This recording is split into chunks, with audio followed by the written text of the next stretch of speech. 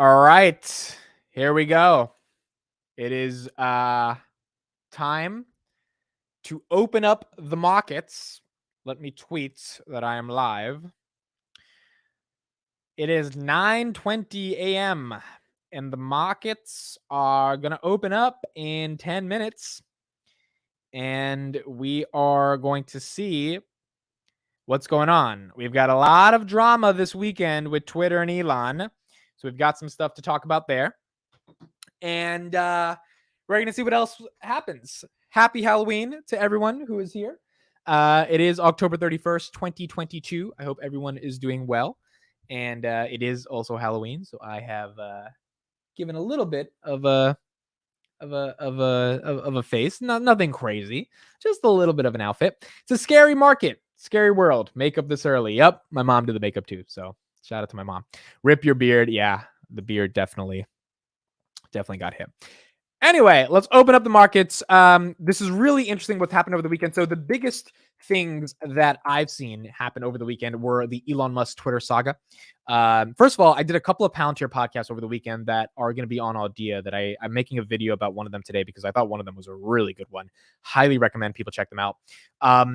But outside of Palantir stuff, the Twitter drama is continuing. Elon Musk has now given people up till November 7th to launch a new feature.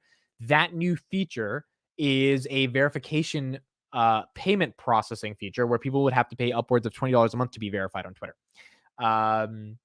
I just made a video on it that's going to be coming out later, and it's really interesting what's happening with that feature, because if it works and people end up paying $20 a month for it, even 10% of Twitter, or less than 10% of Twitter's user base pays for it. So you've got 240 million users. You've got maybe 10 million people that pay, which is less than 10% of that. 10% that would be 24 million people. You would now have $240 million, 10 million people times $240 million a year in revenue immediately. I mean, that would be pretty cool, right? If that did happen. So that would be something interesting to do. Is Twitter even on the NASDAQ anymore, or the stock exchange? Yeah, so it's gone private, so it's done trading. 54.20 was the buyout price. Twitter is done trading. So Twitter is not a public company anymore. Dogecoin has also mooned pretty crazily over the weekend, reaching a high of 15 cents. Why did that happen? Honestly, not sure. It could be some idea that Elon Musk is going to start using Doge as like the main currency of the internet. Maybe that's the reason, but not exactly sure why that's happening.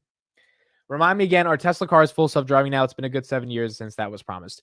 No, Tesla's not full self-driving yet, but eventually, right? Eventually it'll happen, hopefully. It's still pretty good, though, in terms of like cars. They're better than most other cars, I would imagine, on the planet when it comes to full self-driving. Palantir, 856 pre-market. So in the pre-market, things are red. Enphase is about 302 pre-market. Tesla's 227 pre-market. Alibaba at 60. The one thing that's going on in the market is that it's performing a bit counter to what the Fed wants it to do. And I do want to watch a clip on that real quick, because the Fed wants the market to go down. The market's not going down. And so we are going to see a little bit about what's going on. I just got on. You look good today. Thank you. Appreciate it. Good morning. Happy Halloween. Damien, thank you. Good morning, GS. Strategies. The beta version is really good. That is true. The beta version of FSD is really good. All right, so let's watch this video. Particularly around here, the market is disconnected on inflation. This is what I wanted to see, because the market is rallying and the Fed kind of doesn't want it to rally, and that's the disconnect. It's not the 75 basis points that the market's kind of eagerly anticipating and waiting to hear. It's what comes next, because there's this broad expectation that maybe after this 75 basis point rate hike, they will slow things down. What do you think's most likely?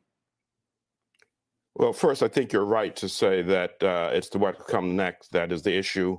Unfortunately, I don't think we'll get a clarity this week as to what they're planning, because there's so much data that comes in. I think the odds of a slight step down to 50 are slightly greater than the odds of holding 75 one more time. But the other big question, Becky, is not just what comes next in terms of December, but how high do they ultimately go, and how long do they stay there? So there are a number of questions that have to be answered over the next couple of meetings. Yeah, part of the reason that the market has done so well this month, at least in the last week or so, has been this idea that the Fed was going to slow down. And that's there largely because of the article that Nick Timiraos wrote from the Wall Street Journal, just talking about how maybe the pivot was near. But maybe people got a little carried away with that. In fact, yesterday, Nick Timiraos has a new article that's out that suggests that, look, the Fed could leave interest rates higher for longer, and they could go higher than people anticipate. It almost felt like a walking back of his earlier commentary. Look, I think the challenge has been that the market, which is meant to be forward-looking, also has built in a kind of optimism, and I think it's disconnected from the Fed's deep commitment to getting inflation much closer to the 2% target. I think the market also has been, hanging on ideas, first peak inflation, then pivot, and losing track of the big picture, which is that inflation is dramatically higher than the Fed likes. Labor markets are still very tight. Survey data suggests that the CEOs plan to increase wages going forward for some period of time. And then the article that Nick just wrote suggesting that households are actually in pretty good shape when it comes to cash. All of these things, I think, will be driving the Fed to keep rates higher than maybe the market expects and for longer. And so I think that's been the disconnect.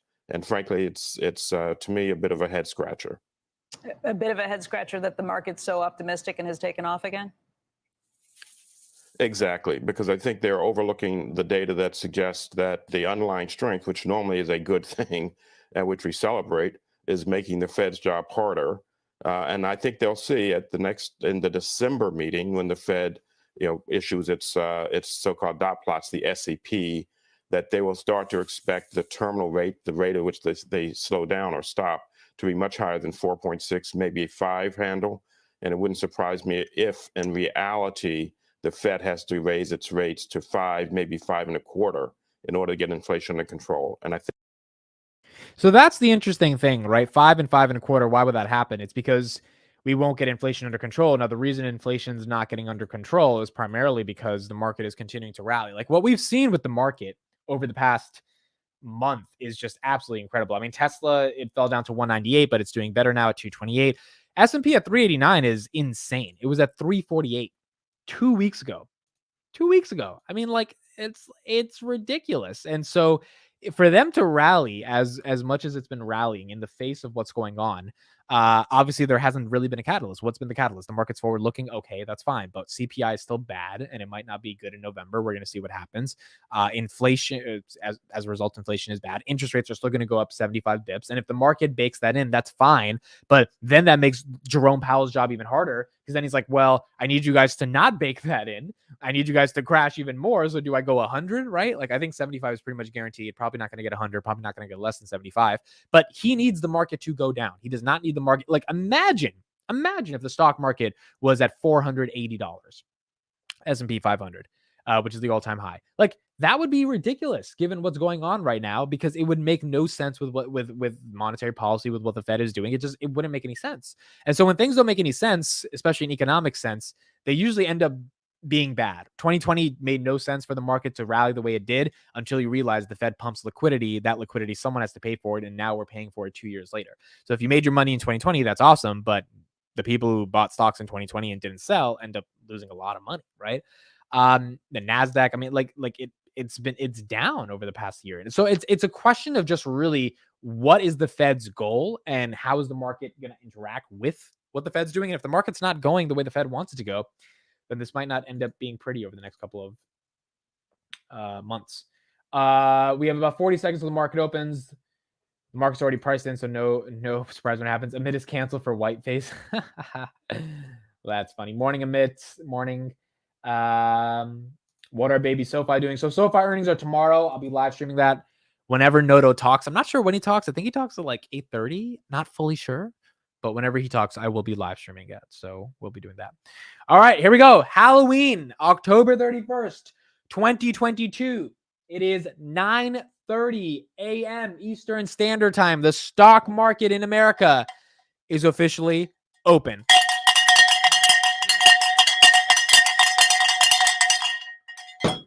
Wake your ass up if your ass is not up. I've been up since about 5:30 a.m. today. So my ass is now up. Twitter is not a public company anymore, so they don't matter. Snapchat, $10. Snapchat's actually up a little bit. It's not too bad. It's not horrible. Meta below $100, 98.7. Google at 94, 92. Tesla at 226. S&P at 386.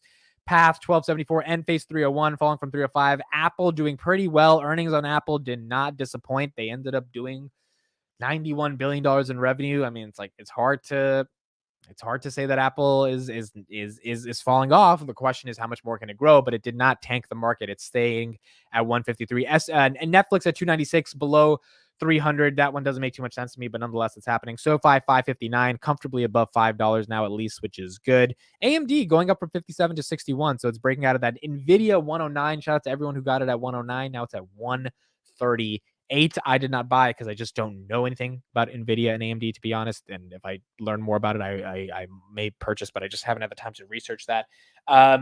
Spotify, $83. I watched some documentaries this weekend on Spotify. There's a good one on Netflix called The Playlist. I have some interesting thoughts about Spotify. There's a lot of different things that's going on there. I think we will continue to rally up until midterms. Yeah, that might happen. This red feels like I've been here forever. It's been here forever, yeah. Amid his feeling Palantir, that ring was strong. Yeah, earnings are going to be exciting for Palantir. I have $20 in my bank account. What am I buying? Well, maybe more Doge, because Doge is also running up. Let's take a look at a clip, particularly around a recession probability being uncomfortably high. So obviously the market's rallying, but Mohammed El Iran, I believe that's how you say his name, does not agree. We are going to hear from the Fed, of course, on Wednesday, and I'm curious what you think we are going to hear, not just the number, which I think is sort of everybody's consensus is 75 basis points, but what we're actually going to hear from Jay Powell, and then, of course, we'll hear the jobs number on Friday. Good morning. He's in a bit of a bind because on the one hand, I think he's inclined to validate the market expectation that we are having a slowdown in the rate hikes, and he may combine that with a higher terminal rate, as some have suggested. On the other hand, if he does that and financial conditions continue to loosen, then that causes him problems on the inflation front. So it's a really tough balance to strike, and then there's the financial stability issue on top of that. So it's going to be a fascinating press conference, and it comes after the JOLTS number, but before the labor report. So it is a particularly interesting one, this one. So you saw the Goldman Sachs report. What do you think is really in the cards at this point? So they are looking at inflation. They're looking at how persistent inflation has become. And they are saying, therefore, the Fed is going to have to go even higher. But the rate at which it gets there slows down. So it's the old thing between how high, how fast, how long, the HFL. And what we do know is it's the F that's most problematic for the markets. It's the fast bit. So to the extent that the Fed can get away with slowing, I think this market can try to navigate the higher for longer. So look at the pace. The pace is really important. If the pace stays where it is now, then we're going to have this liquidity rally, which has been incredibly rewarding, once again being challenged by fundamentals. Does this little rally make sense to you? I mean, some people think that this is the beginning of something. Some people think this is a grand head fake. I think Joe summarized it very well. This is a market that repeatedly falls in love with liquidity and therefore rallies. But the sustainability of those rallies is only there if you get fundamentals improving. That is the lesson of the last 2.5 years. Now, when you're in that rally, it's incredibly powerful, it's incredibly rewarding, but then you get the fundamentals. Right. So looking forward, and I am among the people who don't know, looking forward, the question is, when will fundamentals validate a liquidity rally?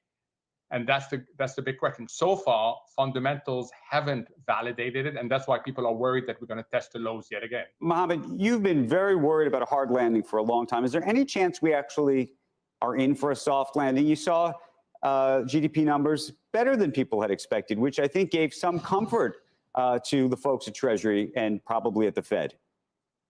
Look, I'm not yet in the camp that a recession is 100%. I do think the probability is uncomfortably high. I wouldn't put it 100%. So is there some possibility of a soft landing? Yes, but it is meager, Andrew, unfortunately. For a soft landing to have happened, the Fed should have started moving a year ago, not waited and then had to front load all these rate increases. And where are you on the other side of this? Let's say we actually get to the other side of this. I don't know what the other side of this even means. Larry Summers has talked about this idea that actually, even in a best case scenario, you sort of live in this sort of stagflation world. Yeah, it's a matter of policies. There's nothing preordained about stagflation. We can do a lot on the supply side, and we should be doing a lot on the supply side. We should do more on regulating and supervising non-banks. And the Fed has to be sustainably serious on inflation. We have the tools and we have the policies to avoid this long period of stagflation. But the question is, will the political system allow these tools to be deployed in a continuous manner? And that's why next week is so important. So Mohammed obviously not bullish on the market that's going on. He thinks the Fed is in a pretty tough situation, which I agree. The Fed is in a very tough situation. And a result of the market rallying, I mean, ultimately he admitted that this is a bear trap, right? A bear market rally. And like, it's not really rooted in anything real. Now we've got earnings this week. ROKU will be reporting earnings this week. Robinhood will be reporting earnings this week. Let's actually go to Hood stock. And we've got SOFI also reporting earnings this week. Robinhood trading at $11.73. Obviously, FTX bought about 6% of them for about $675 million back when it was like $8, $9. 52-week low was $681. Cathie Wood, 20 million shares of this company. Market cap is $10 billion. Robinhood is going to be interesting.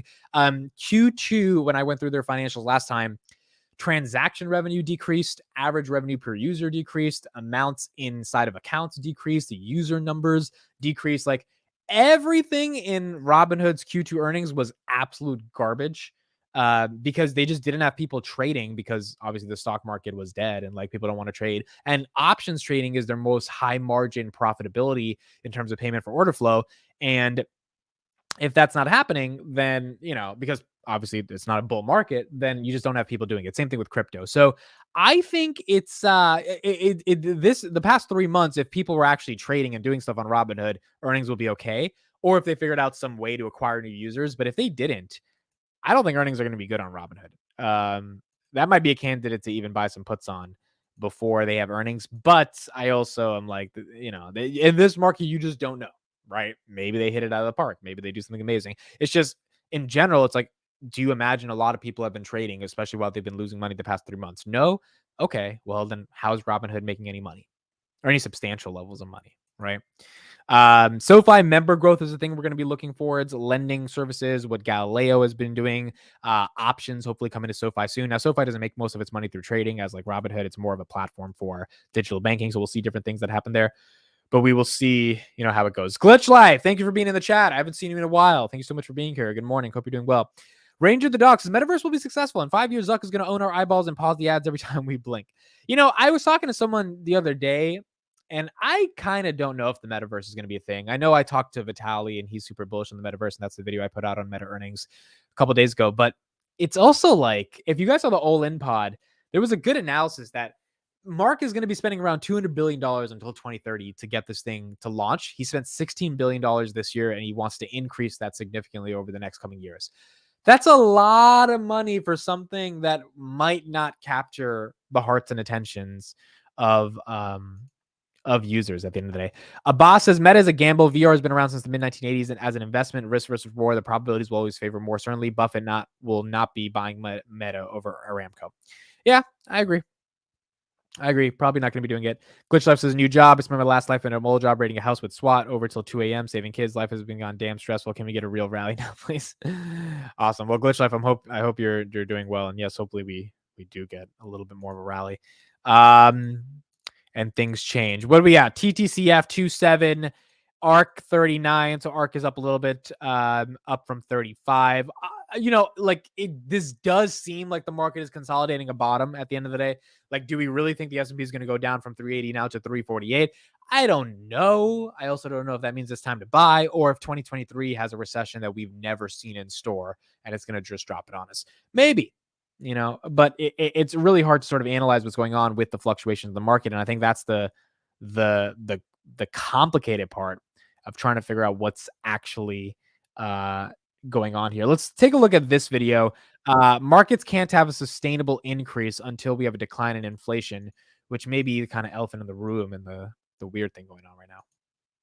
We've been talking about it, well, all morning, all week. Things have been looking up, but is this a head fake, or is this something much better than that? Yeah, Andrew, I wish I was bringing good news today, but we've seen 2 rallies so far during this correction where the S&P was up over 10%. This time it's up about 8%, and I know all the headlines are on the Dow, and for good reason. Investing in companies with strong fortress balance sheets heading into a inflationary environment, recessionary environment makes sense, but I just can't justify that we're out of the woods by any means. I mean, until we see a meaningful decline in inflation, we can't have a sustainable rally. And as we saw with PCE on Friday, CPI before that, it's not coming down. And these rate hikes that the Fed's aggressively pursuing will take time. So one of the words that he mentioned that I think is important here is sustainably, right? We can have a rally, as we've had 2 10% rallies before this. We have an 8% rally. Sustainability is the rally, is the key word that matters, because you can have an 8% rally, but if it just goes down, then why does that matter, right? Like, you need to be able to slowly build over time, and it just does not make sense in this macro if inflation is not going down for us to being able to rally. So I think CPI is going to be incredibly important to see what happens. We probably know we're going to be at 75 bips, but a real sustainable rally without a decrease in inflation doesn't make any sense. What's your base case then on what happens? This is a bear market rally that turns in which way, when? Well, I think it may be a sell the news event on Wednesday. The press conference that we see Chairman Powell make after a 75 basis point rate hike will tell the tale of the terminal rate. And 5% is really, I think, in the cards. Seeing a December 50 basis point rate hike was euphoric and helped fuel this rally, but it doesn't change the thesis. It doesn't change the narrative. They're still going to be raising rates then into 2023. And until they stop raising rates, until they say, you know, this is it for the terminal rate, this is where Fed funds rates are going, we can't even think about a pivot. So we're probably 9 months to a year away before that's a reality. So it's not the 75 basis points that are likely to go on Wednesday. It's the press conference after that you think sends the market into some kind of shock that they're not appreciating? Yeah, I don't think it has to be a massive shock. I mean, you're looking at money moving into the value space, which is somewhat less volatile. But we're not seeing, this isn't the start of the next bull market. That's the point. Even at 3901 on the S&P 500, it's pretty fairly valued here. So I would use this as an opportunity to just rebalance a portfolio, maybe get a little bit more defensive. I'm an equity investor. I'm all in on the stock market. I'm not trying to time it, not trying to go to cash. I'm not calling for doom and gloom. But a bottoming process when you have this type of aggressive rate hikes will take time. Now, the good news is the market's forward looking. So in 6 to 9 months, we can be pricing in 2024 earnings. Some of the work that the Fed's doing is coming through in data. I mean, on the housing front, pending sales were down, and we'll see that in CPI later. Shepard Smith here. Thanks for watching. Okay, one more video I want to watch here about Twitter and Binance. This one is really important as well. So the Binance CEO talking about how we need to monetize Twitter. We're going to talk about Twitter in a little bit. Obviously, again, if we can't rally because we don't have inflation, that's not a good thing. But Elon Musk has now taken over Twitter. Ironically, this video is 4 minutes and 20 seconds. I love that. Now it's 4 minutes 19. But Binance CEO talking about what we can do to monetize Twitter. Elon Musk has said maybe pay $20 a month for verification. Let's see what else we can do. Tell us how the deal came together in terms of why you decided to invest with him.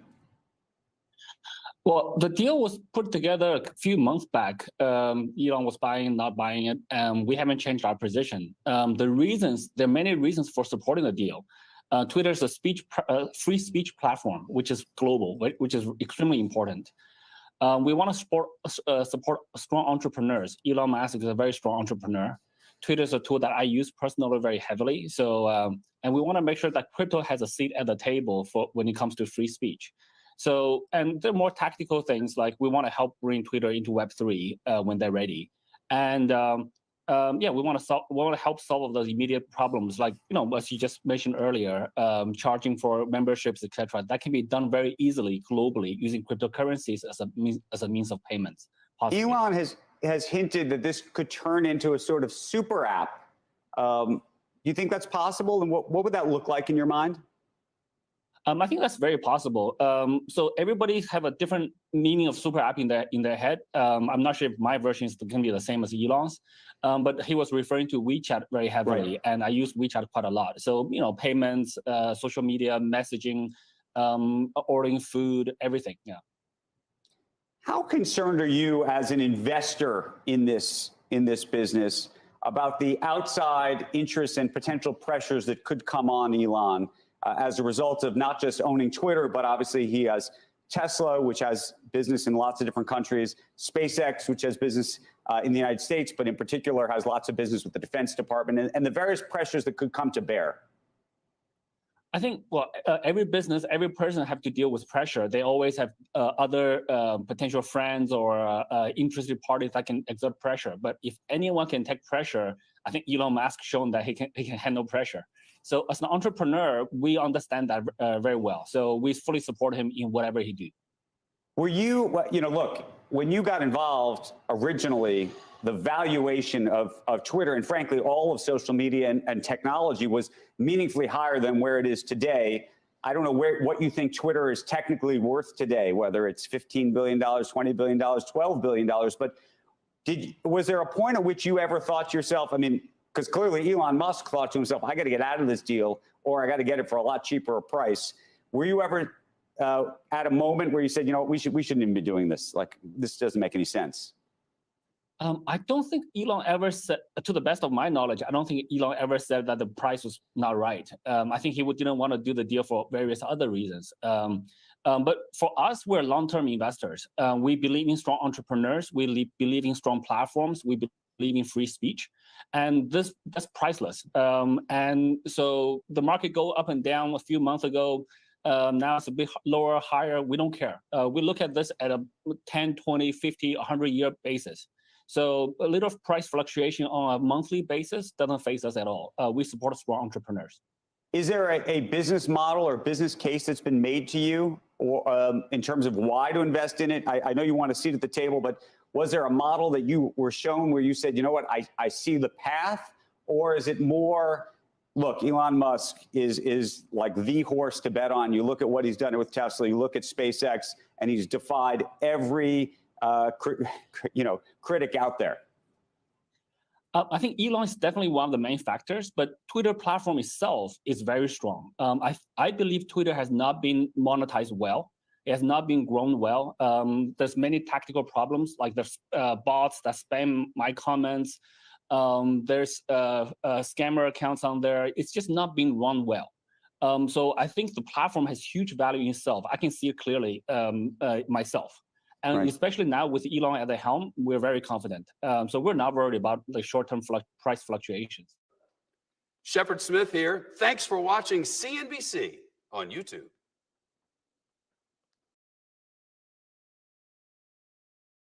Okay, so obviously there's a lot of stuff we can do to make Elon Musk or to make Twitter better, and Elon can do a lot of different things.